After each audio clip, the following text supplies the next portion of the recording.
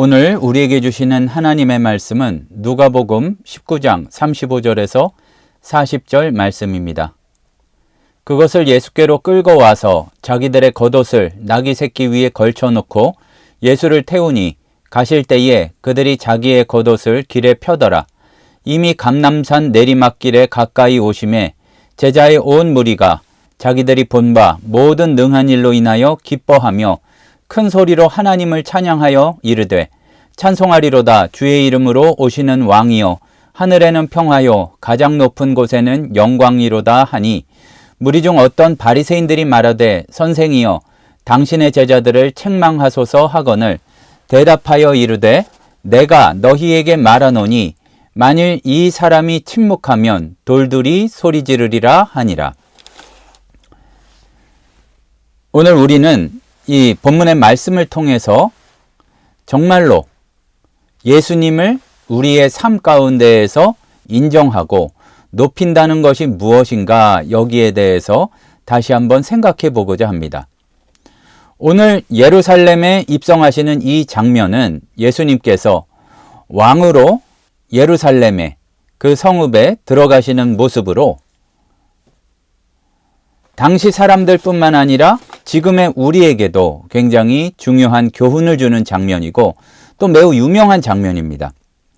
그런데 가만히 보면은 우리에게 교회나 이 성경 말씀을 통해서 여러 번 봤기 때문에 익숙한 장면이기는 하지만 일반적인 왕의 입성 장면과는 무엇인가 차이가 있고 또 그렇기 때문에 우리가 그러한 정말로 평화의 왕이신 다른 왕과는 다른 평화의 왕이신 그분을 어떻게 찬양해야 될까, 우리의 삶에서 어떻게 높여야 될까에 대해서도 좀 생각해 볼 거리가 많이 있습니다. 먼저 예수님이 어떤 분이시고 그분이 어떤 왕이신지는 눈을 떠야지 볼 수 있는 것이고 그냥 세상의 지혜나 세상 사람들이 늘 그렇게 아는 그런 생각으로는 깨닫기 어려운 부분임을 알 수가 있습니다. 앞서서 우리는 누가복음의 19장 앞선 말씀을 통해서 제자들의 눈을 열어주시고 그들이 이해하지 못했던 진리를 점점 깨닫도록 해주시는 모습을 보게 됩니다. 예수님께서는 제자들이 눈을 떠서 하나님 나라가 이루어져 가는 것을 보게 하시는데 문제는 그 나라가 행세하고 잘난 척하고 교만한 자가 들어가는 나라가 아니라 숙일 줄 알고 섬길 줄 알고 순종하는 자들이 들어가는 나라임을 우리는 살펴보았습니다. 그러니까 예수님은 단지 그냥 어떤 논리적인 가르침으로만 말씀을 이야기하신 것이 아니라 직접 경험해서 진리를 알게 하시고 또 그에 따라 헌신하도록 하셨습니다. 그러면은 그러한 과정에서 호산나 다윗의 자손이여 찬송하리로다 한 이것이 어떤 의미를 가지는지 우리가 다시 한번 살펴보고자 합니다. 예수님께서 예루살렘에 들어가실 때에 제자들과 많은 사람들이 기뻐서 예수님을 찬양했습니다. 근데 가만히 보니까 37절 말씀에 제자의 온 무리가 자기들이 본 바 모든 능한 일로 인하여 기뻐하며 큰 소리로 하나님을 찬양하여 이렇게 기록이 되어 있습니다. 그러니까 그럴 수가 있잖아요.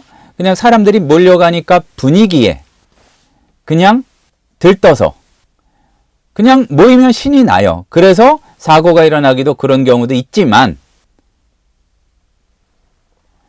오늘 본문의 말씀만큼은 단순히 분위기에 휩쓸려서 예수님을 찬양하고 환영한 것이 아니라 명확하게 기록이 되어 있습니다.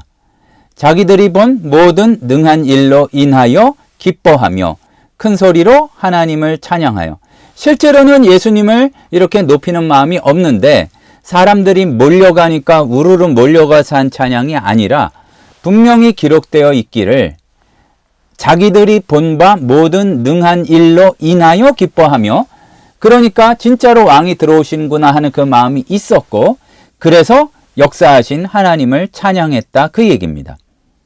예수님의 가르침을 봤어요. 기적도 체험했어요.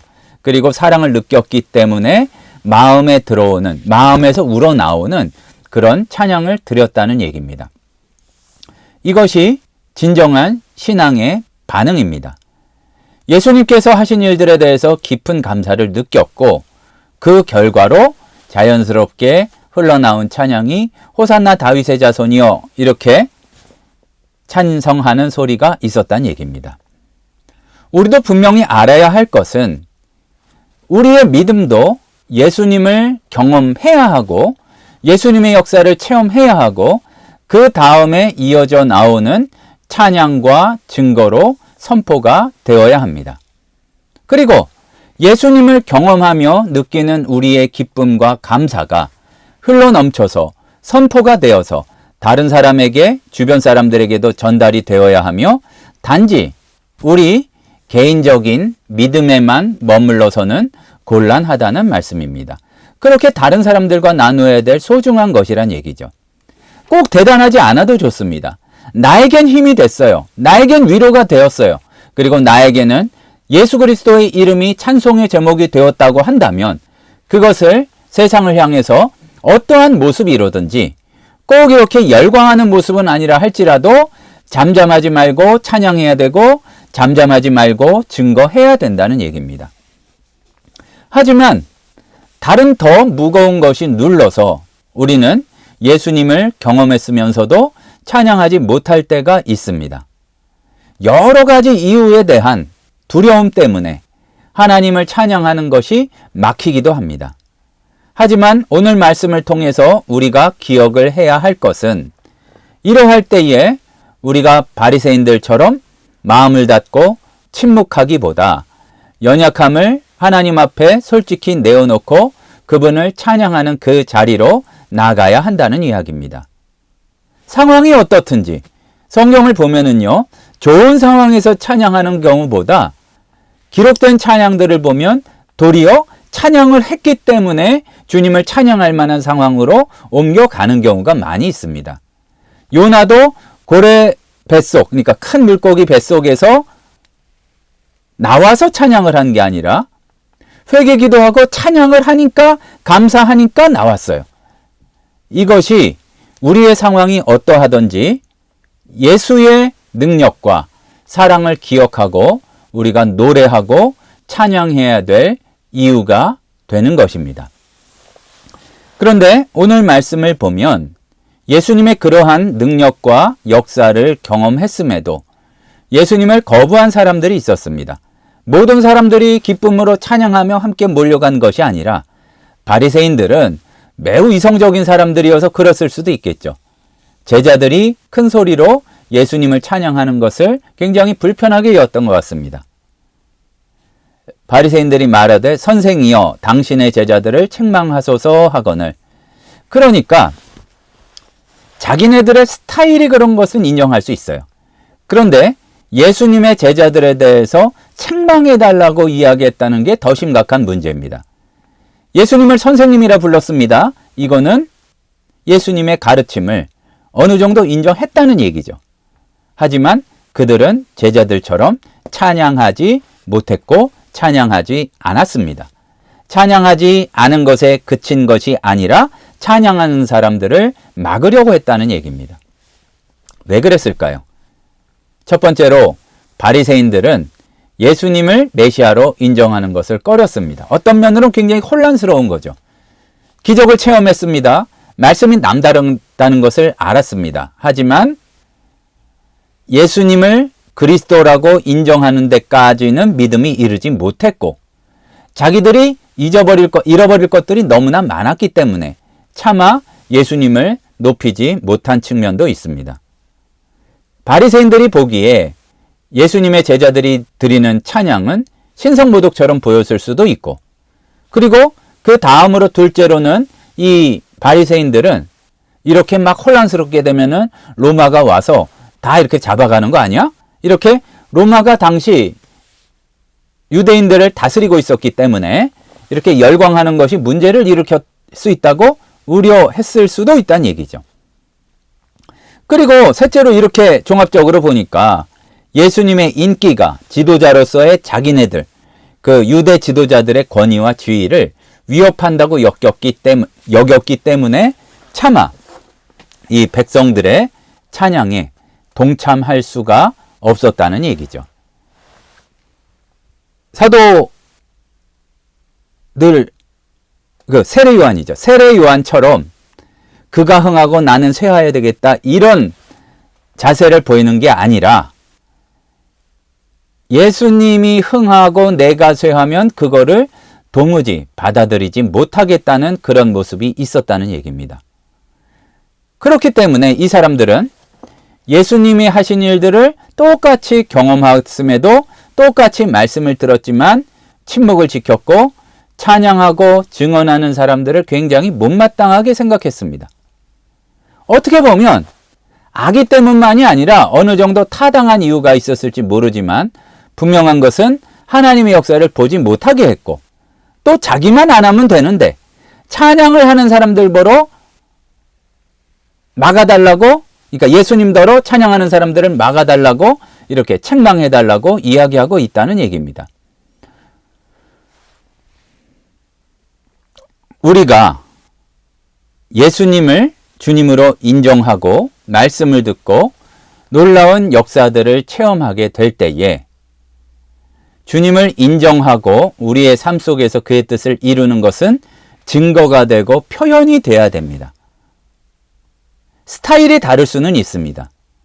누구나 다 열광적으로 노래로 주님께 찬양을 드리진 않을 수도 있습니다.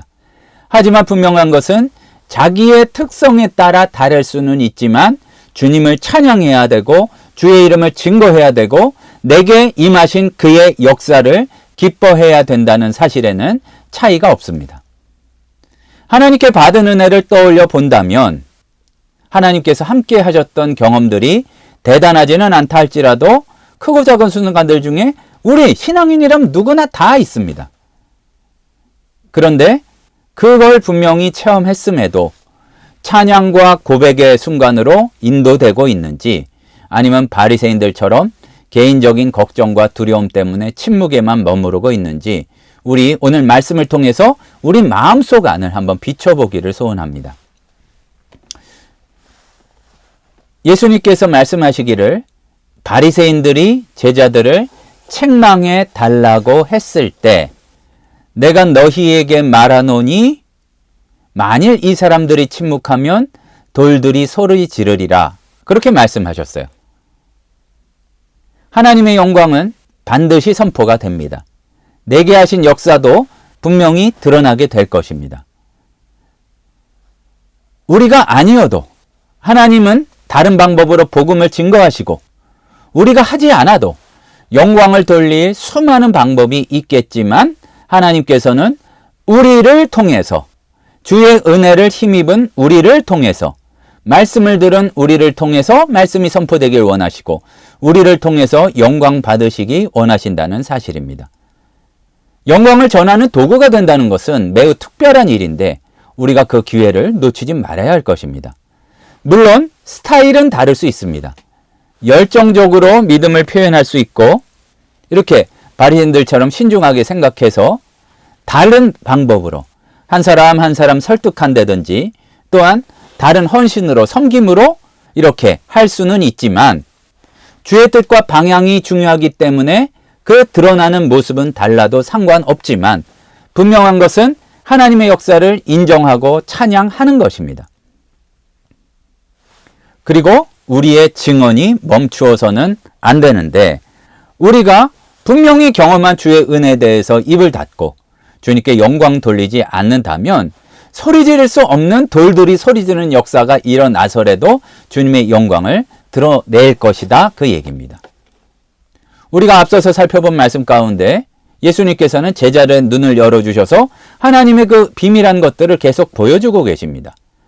오늘 우리도 말씀을 통해서 어떻게 보면은 우리 삶에서 경험한 작은 감사의 제목일 뿐이지만 마음을 열고 그 작은 감사를 하나님께 드릴 때에 그것을 통해서 이루시는 하나님의 역사는 결코 작지 않다는 얘기입니다.